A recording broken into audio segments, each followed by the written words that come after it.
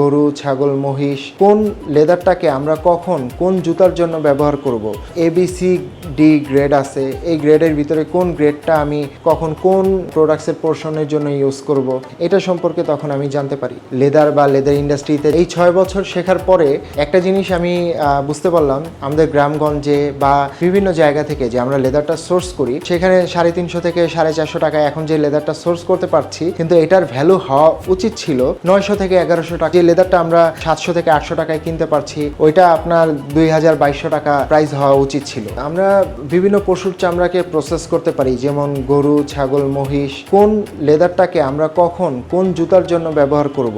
ABCD grade আছে, এই গ্রেডের ভিতরে কোন গ্রেডটা আমি কখন কোন প্রোডাক্টসের পোর্শনের জন্য ইউজ করব, এটা সম্পর্কে তখন আমি জানতে পারি। যেমন আমি যদি অক্সফোর্ড বা ডার্বি শু তৈরি করতে যাই, ভালো গ্রেডের ফিনিশ লেদার ইউজ করতে হবে, যেটা আপনার A to D গ্রেডের ভিতরে আমরা বলি, সো এটা ইউজ করতে হবে। তারপরে আমরা বেলির পোর্শনটা কোথায় ইউজ করতে পারবো লেদারের, তো লেদারের এরকম বিভিন্ন সাইড আছে, তো কোন চামড়ার সাইডটা কোন পোর্শনের জন্য প্রোডাক্টসের ইউজ করতে পারবো, এই ব্যাপারগুলো আমরা জানতে পারি। এছাড়াও লেদার ইউজের একটা ওয়েদারের একটা ব্যাপার আছে, যে আমি বৃষ্টির সময় কোন লেদারটা ইউজ করব, বা কোন লেদারটা দিয়ে জুতা বানালে সেটা আমি বৃষ্টির মধ্যে রেইনি সিজনে ইউজ করতে পারবো বা ভিজাতে পারবো। তো গরু পালন থেকে শুরু করে এরপরে জবাই এর সময় খেয়াল রাখতে হবে যে লেদারের যাতে কোনো ধরনের কোনো প্রবলেম না হয়, খোঁচা না লাগে, বা যেইভাবে চামড়াটাকে আলাদা করার প্রয়োজন সেভাবে যাতে নিয়ম অনুযায়ী আলাদা করা হয়। যে সব ধরনের ডিজাইনগুলো লেদারে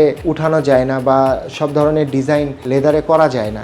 লেদারের ডিজাইনগুলো সাধারণত একটু ফর্মাল টাইপের, একটু ফ্ল্যাট বা একটু সিম্পল টাইপের হয়।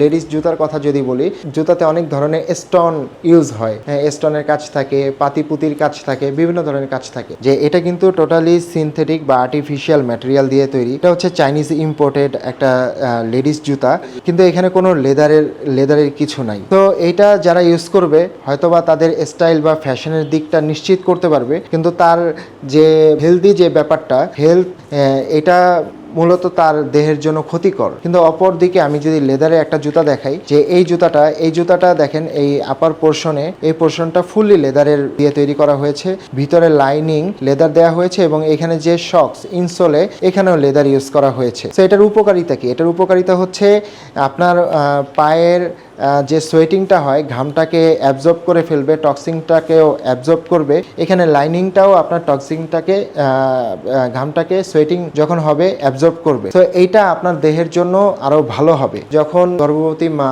প্রেগনেন্ট থাকে, তখন তার পায়ের বিভিন্ন পোর্শনে চাপ পড়ার দ্বারা কি অনেক সময় উপকার হয়, অনেক সময় অনেক ক্ষতি হয়ে যায়। তো সে যখন লেদারের মেডিকেটেড সেগমেন্টের শুটা ইউজ করে, তখন এটা তার বডির জন্য ভালো হয়, এবং তার বাচ্চা, আগত যে সন্তান, সেই সন্তানের জন্য এটা উপকারী হয়। তো এটাকে তখন আমরা প্রেগনেন্সি শু বলি। আমরা চেষ্টা করছি স্পেশালি এই প্রেগনেন্সি শু, ব্লাড প্রেশার শু বা ডায়াবেটিক শু লঞ্চ করার, যাতে করে আমাদের ক্রেতাগণ এই শু থেকে যেই উপকারগুলো বডিতে হয়, সেই বেনিফিটসগুলো পান।